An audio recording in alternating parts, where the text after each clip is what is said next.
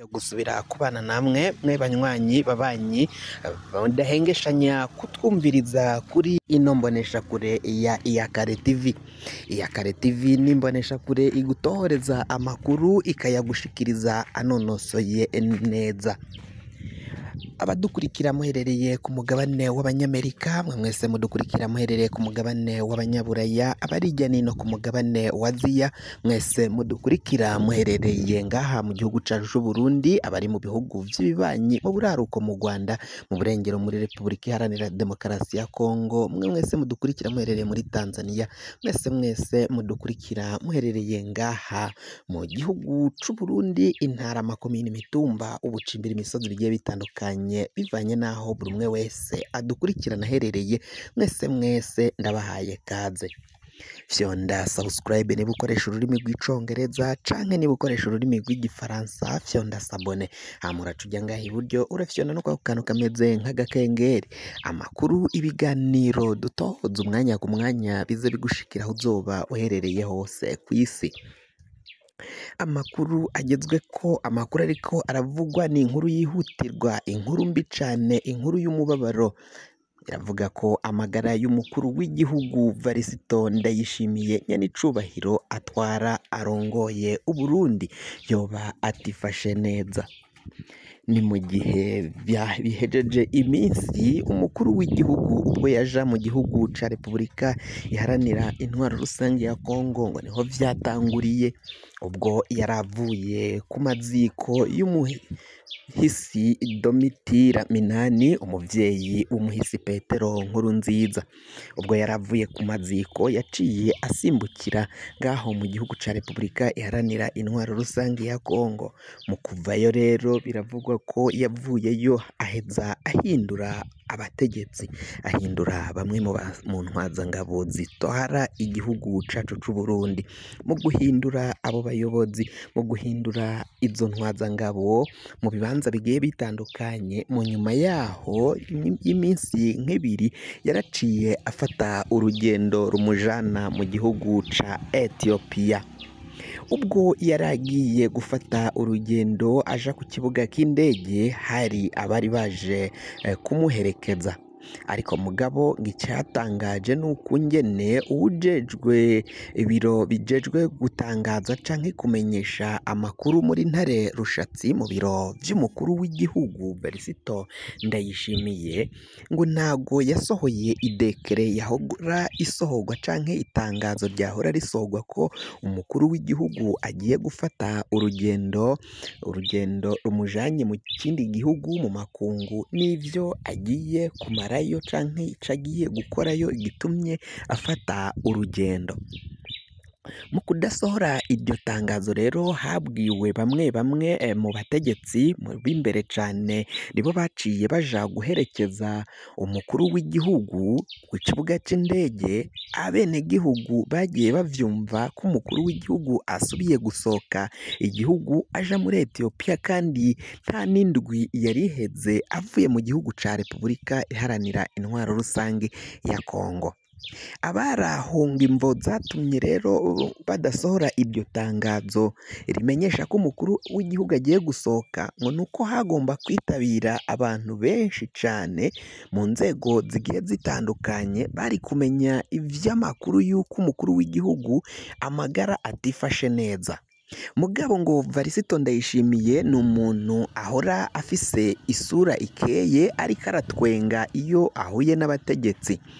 Mugabo rero ngo afata urwo rugendo rumujana ngaho muri Ethiopia, ngo vyaraboneka ko adakeye ku maso, ngo vyaraboneka ko umengo afise intege nkeya, ngo vyaboneka ko umukuru w'igihugu afise ikibazo ku magara yiwe. Ivyo rero ngo vyari bizwi na bamwe mu bategetsi bakomakomeye cane, mu bamenya canke mu batahura amakuru y'umukuru w'igihugu nyine, nibo bari bazi ko amagara y'umukuru w'igihugu atifashe neza. Mu nyuma yaraciye afata indege imushikana ngaho mu gihugu ca Ethiopia kuwa gatandatu nibwo yagomba kwitabira inama yareba igihugu cy'u Rwanda, ikareba igihugu cy'u Burundi, ikareba kandi igihugu cya Repubulika Iharanira Intwaro Rusange ya Kongo. Ibyo bihugu bitatu, iyo nama yagomba guhurirwamo n'abakuru b'ibihugu, umukuru w'igihugu cya Afurika y'Epfo n'umukuru w'igihugu cya Angola, nibo bagomba kwitabira iyo nama. Ariko giturumbuka bitunguranye, byatunguranye ko umukuru w'igihugu Varisito Ndayishimiye iyo nama yari mu nama ntoyi ariko y'ingenzi, mugabo inama y'ibanze yagomba kwitabira uko byagomba kugenda kose, ngo ari naco kimwe mu byari byatumye asimbukira akanyarukira mu gihugu cya Repubulika Iharanira Intwaro Rusange ya Kongo mbere y'uko bitabira inama yunze ubumwe ya Afurika igira iya 37. Ibyo rero ngo bari baciye bumvikana ukungene bazodadanura n'ibyo bagomba kuzovuga muri iyo nama bagiriza igihugu kibanyi cy'u Rwanda.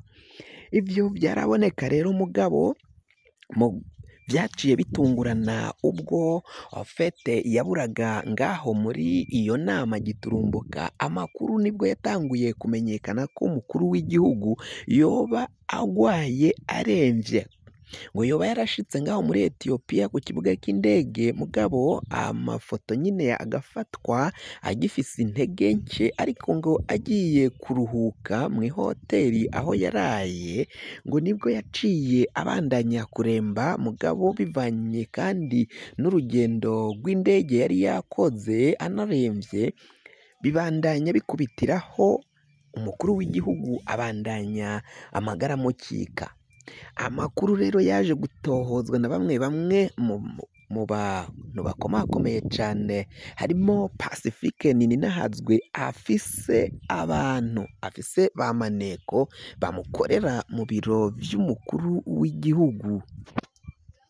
Mugabo abo bamaneko bakorera Pacifique baronka amakuru mbere bakayaronsa uyu Pacifique Ninahazwe, ngo nibo baciye batanga ayo makuru.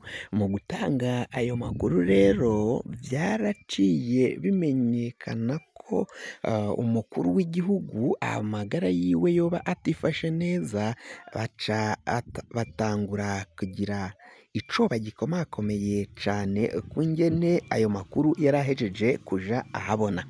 Pacifique Ninahazwe mu itangazo yashize ku rubuga rwe rwa Facebook yaciye avuga ko abarundi basaba kumenyeshwa uko amagara y'umukuru w'igihugu cabo yoba yifashe, ngo mu gihe umukuru w'igihugu yahoraho umuhisi Petero Nkurunziza yaciye acikana agira ubwo bwapfa, yageze ubwo yaciye acikana arapfa, agwa mu bitaro vy'i Karusi muri Kira Natwe Turashoboye Hospital biri muri iyo ntara ya Karusi.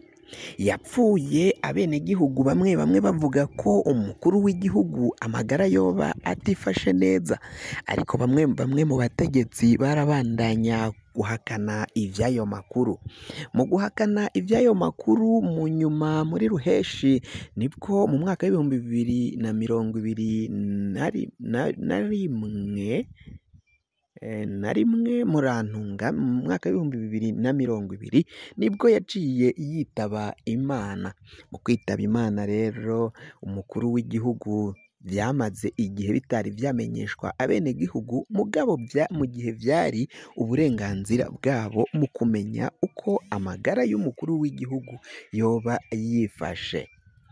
Ivyo rero kuri ubu ngubu batanguye gusemerera bataka bavuga ko bagomba kumenyeshwa ukungene amagara y'umukuru w'igihugu yoba yifashe muri kino gihe ari mu gihugu ca Ethiopia, mu gihe hatanguye kuvugwa inkuru vy'uko ibintu bibandanya gukomerera umukuru w'igihugu, kugira ngo bamenye ukungene bavyifatamwo.